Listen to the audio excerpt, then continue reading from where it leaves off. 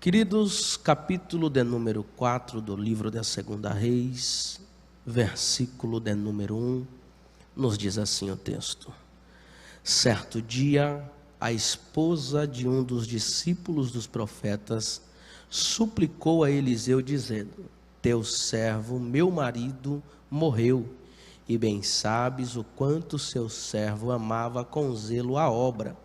Agora um credor acabou de chegar à nossa casa para levar meus filhos como escravo pelo pagamento da dívida. Somente esse versículo, o versículo que ora acabamos de fazer menção, é um texto muito conhecido para quem gosta de leitura bíblica. O texto está se referindo acerca de uma passagem a qual uma mulher está passando por uma situação que aos olhos dela é impossível ela obter o milagre que ela necessitava.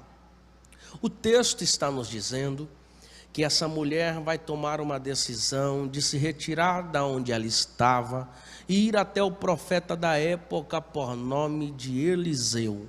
Se colocando perante a Eliseu, ela vai narrar a história e contar o que é que está acontecendo. Mas para que nós possamos entender o porquê dessa cobrança, o porquê dessa dívida e o porquê essa mulher vai à porta do profeta, eu terei que ir ao livro de 1 Reis, capítulo de número 17, 18, 19, onde o texto vai nos mostrar e nos revelar algumas verdades. Quando nós olhamos para dentro do texto, o texto sagrado vai nos mostrar que agora, num período tão difícil que Israel está passando e vivendo um declínio espiritual, o texto diz que Deus vai levantar um profeta em Israel, e o nome dele é Elias. Deus colocando Elias como profeta em Israel, ele vai dar uma ordem para que profetize contra rei Acabe e rainha Jezabel. Por quê? Porque rei Acabe e rainha Jezabel estão introduzindo dentro de Israel os costumes pagãos. Quais são esses costumes?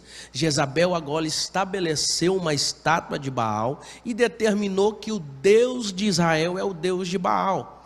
E Deus agora se posiciona, levanta o profeta e dá ordem a profetizar. Quando Elias se põe de frente com o rei Acabe e rainha Jezabel, ele vai dizer: vive o Senhor que cuja face eu estou, que segundo a minha palavra não vai chover e nem orvalho do céu vai cair.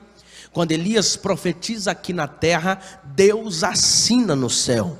Quando Deus assina no céu, o céu se fecha e não tem da onde mais vir chuva e nem orvalho do céu.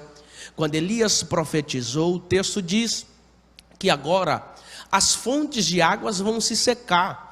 E as fontes de água se secando, o povo de Israel vão ter que passar por alguns momentos difíceis, para que eles possam novamente olhar para quem é o verdadeiro Deus de Israel. O texto agora vai me dizer que nesse período tão difícil, Deus agora vai determinar e colocar sobre a mão de um homem por nome de Obadias, um homem escolhido pela mão de Deus. Vamos se dizer, uma tarefa muito difícil. E qual é essa tarefa? O texto diz que agora ele toma os profetas de Deus, que estão passando por lutas nesse período tão difícil, leva para dentro de uma caverna, e estando dentro de uma caverna, o texto diz que agora ele vai ser sustentado a pão e água. Olha que coisa interessante que o texto está nos mostrando. Em outra hora eu disse que Elias profetizou e o céu se fechou, e não tinha chuva e nem orvalho do céu descendo na terra. Mas agora o texto está dizendo que Obadias toma os profetas de Deus, esconde dentro de uma caverna, protege e está sustentando a pão e água. Mas o que é mais interessante é que o céu está fechado e as fontes de águas estão se acabando. Mas o que eu aprendo com a Bíblia Sagrada é que aquele que está debaixo da mão de Deus, independente da situação, ele vai ser cuidado pelo Todo-Poderoso.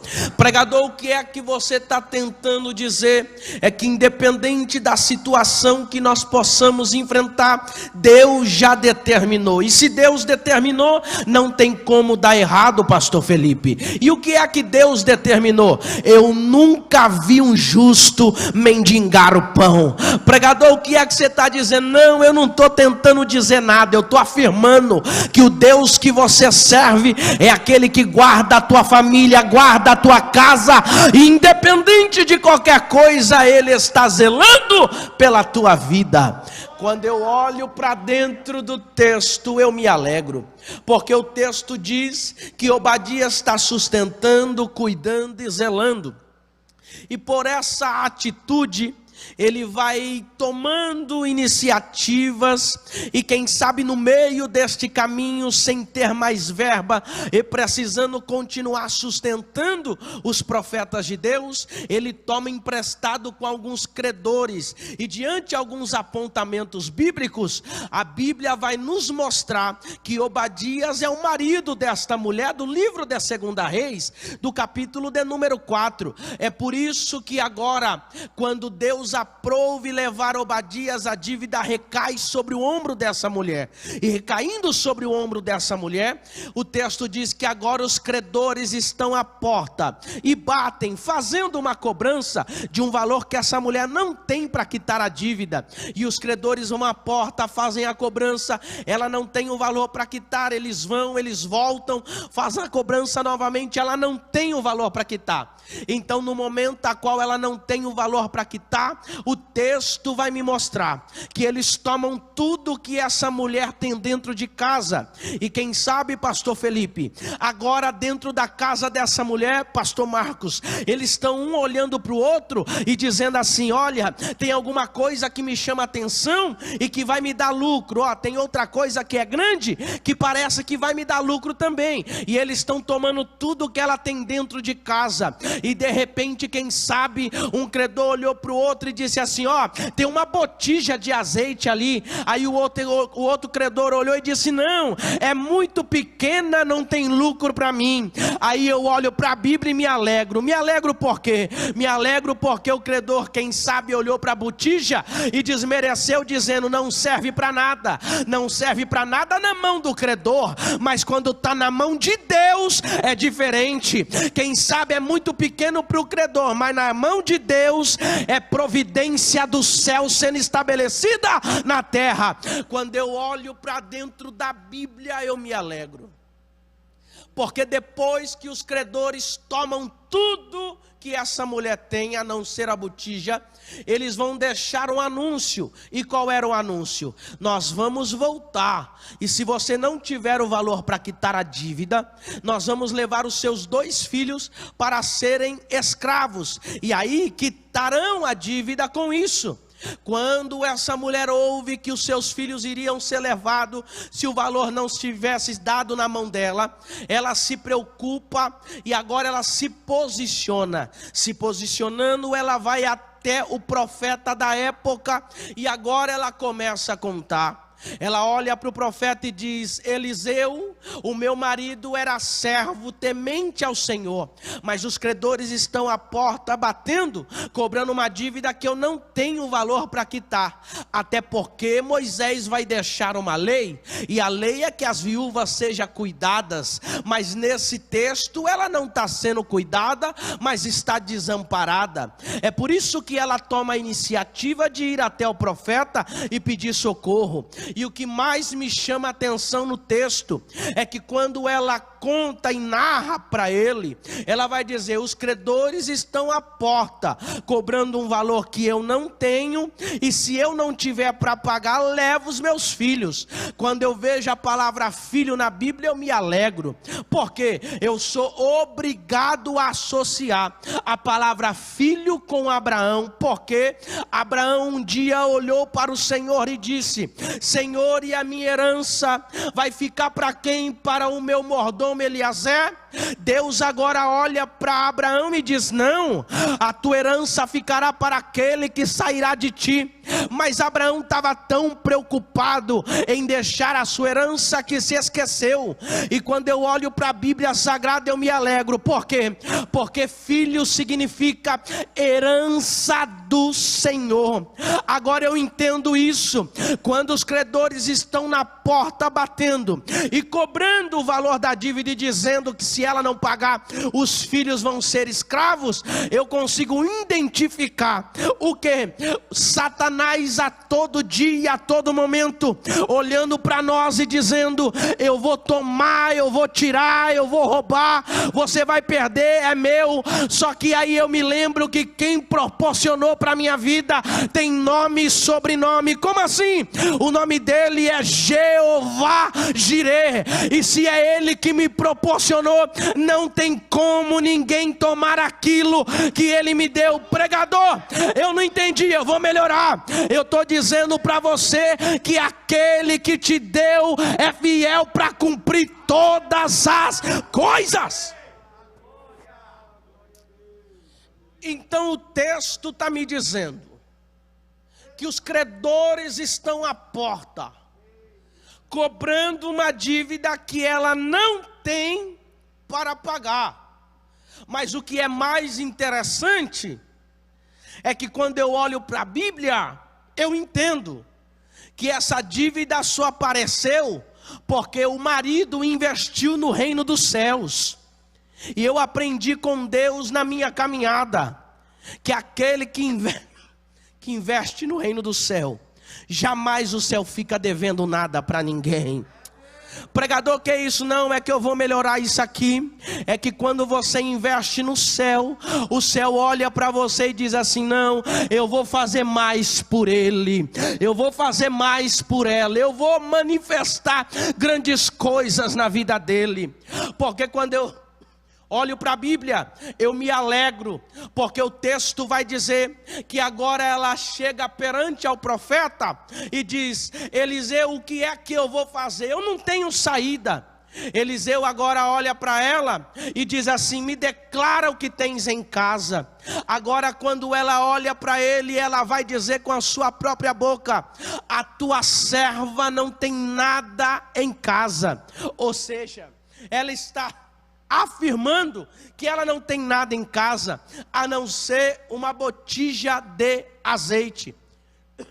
Quando ela prova para ele que não tem mais nada e só uma botija, o texto me diz que Eliseu vai dar uma ordem. Qual é a ordem?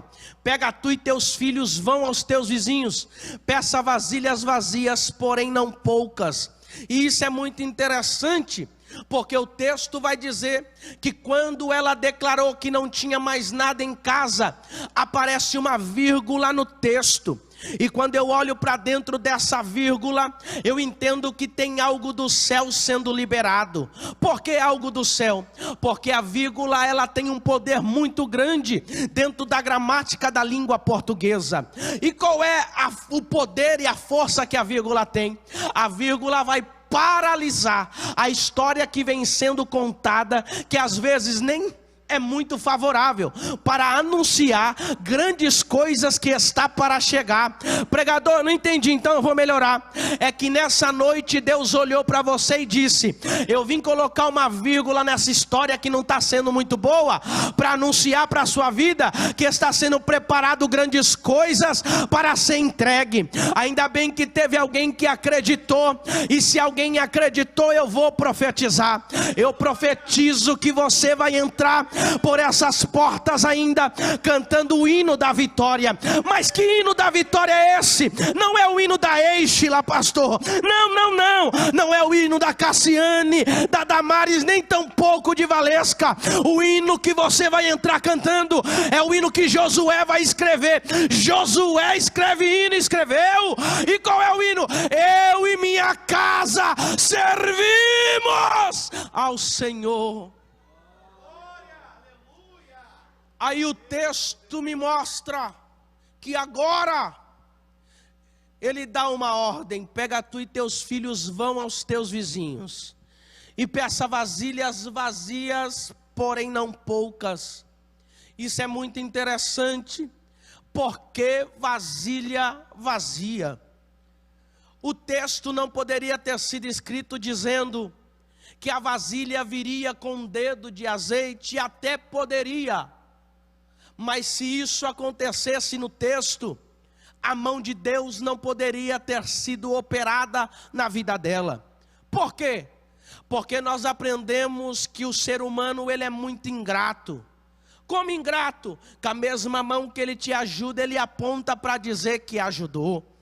Agora para entender o texto.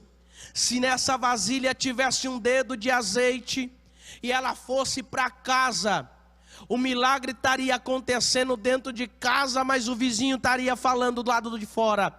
O milagre só está acontecendo porque a vasilha que eu emprestei tinha azeite. Aí eu olho para o texto e o texto diz: a vasilha tem que ser vazia. Por que vazia? Porque o milagre não vai vir da sua direita, não. O milagre não vai vir da esquerda, não tampouco de trás e nem da frente. O seu milagre virá da onde o salmista vai dizer: elevo meus olhos para o alto, da onde me virá o meu socorro. O meu socorro vem do Senhor, que fez os céus e a terra. Então eu estou querendo dizer para você, que essa noite Deus determinou. A vitória para a sua vida chegou. A bênção para a tua casa chegou. A multiplicação chegou. A transformação chegou. A libertação chegou. Eu vou dizer de novo: a bênção para a sua casa chegou. Tem crente que sai daqui hoje acreditando que quem sabe até entrou de um jeito, mas vai voltar dizendo: o meu Redentor vive. Então agora o texto me diz que ela toma esta decisão. Vai ao vizinho e pede vasilha vazia. Mas o texto também me diz que não pode ser pouca. Porque o que Deus tem para as nossas vidas é muito grande. Eu não sei o que Deus tem preparado para você, mas eu sei por onde é que vem. Como assim? O que os olhos não viu, o ouvido não ouviu, não desceu ao coração, é o que está preparado pela mão de Deus. Pregador, o que é que você está dizendo? É que a sua bênção está chegando pela mão daquele que fez todas as coisas. Eu estou dizendo para você que essa noite algo extraordinário vai acontecer, e sobre a sua vida existe uma promessa, e essa promessa passa de geração a geração. Independente de tudo, Deus determinou aonde colocar a planta do teu pé teu, e aonde colocar a mão prosperará.